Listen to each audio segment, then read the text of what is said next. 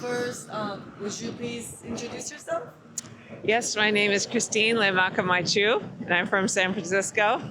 And I'm here in lovely Tokyo today, enjoying the country and this past weekend's class. Yeah. Okay. I learned that you have big children, like who's already graduated high school, Yes. and like so you share with us that you apply your Ho'oponopono throughout your parenting. So I would like to ask about that.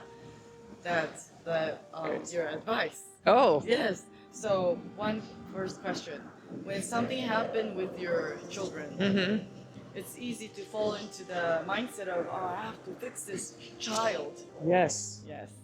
And have you ever had that kind of experience? Yes. And then when that happened, what did you do? Very good question, because as parents, we like to be perfect and we want our children to be perfect, right? And so when a situation comes up, we want to be responsible parents. And so with self-identity through Ho'oponopono, it is suggested that we look at ourselves. I know it looks like it's the child that's having a problem, but I like to ask myself, what in me am I holding on to that could be the cause to this situation that looks like my child is having the problem? And instead, my child may be just showing me what I have to clean up. And the child is perfect.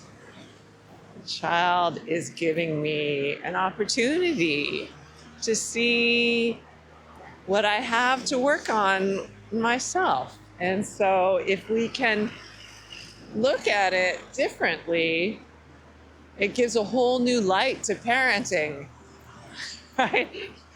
It's a whole new way of working with our children. And then I find that I see just the beauty of the child instead of the flaw, because I realized the flaw was with me. So thank you. And all parents want their children to find their own path and then make the most of their gifts. What is the best thing the parent can do to support that? Because sounds like for me, it's like your child find their own interest. Always like the sports or academic or their own career, Yeah. the lifestyle or hobby. And then I think as a parents, we all wish that everybody enjoy your life. But on the other hand, what we're actually doing is sometimes maybe not. Right. Yeah, so please Yes. hear about it. We might say as parents that we want our children to live their dreams, when really, deep down, we want them to live our dreams, right? Let's be honest.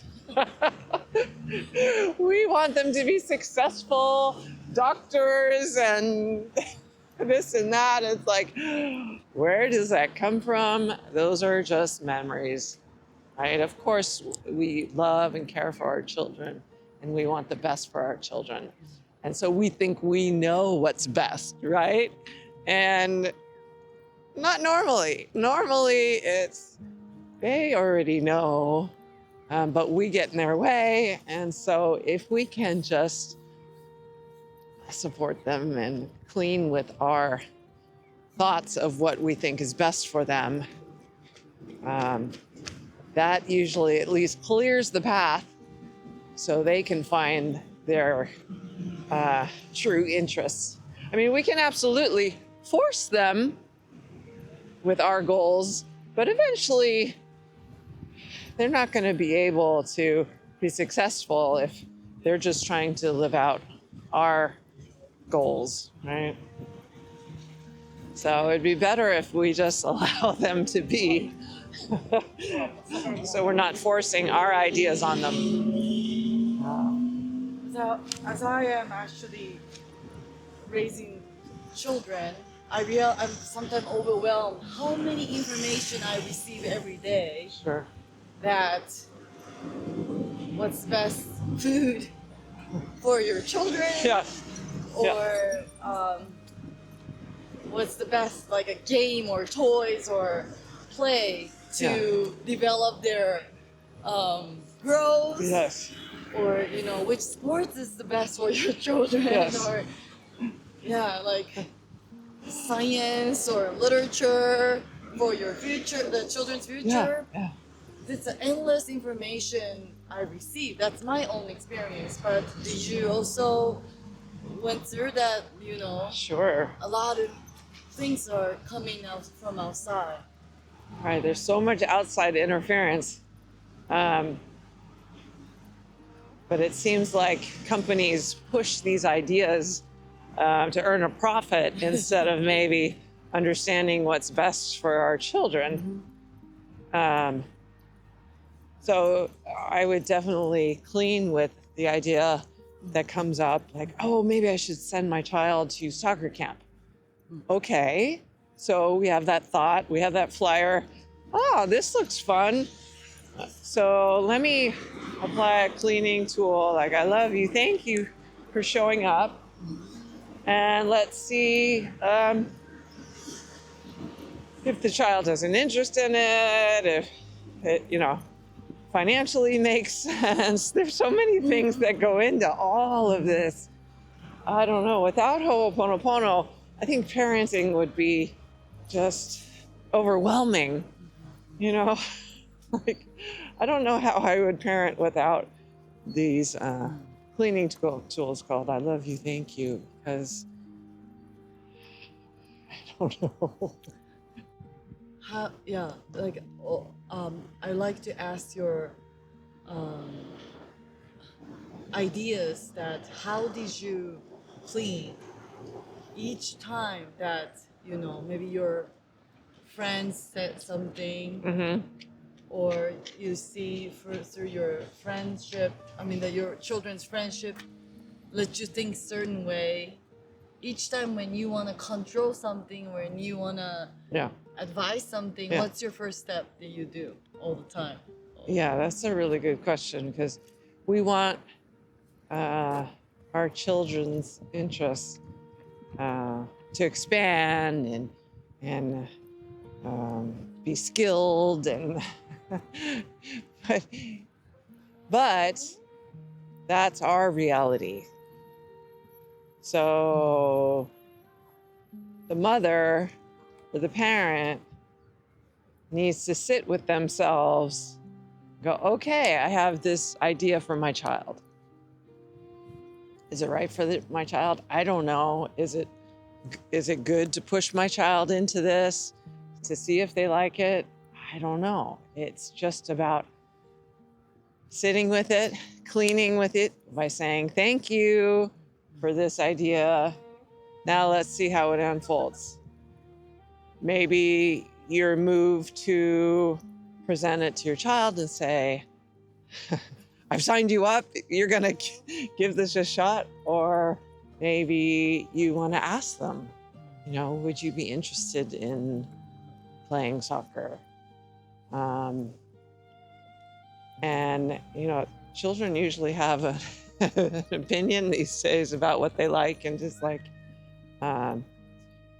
But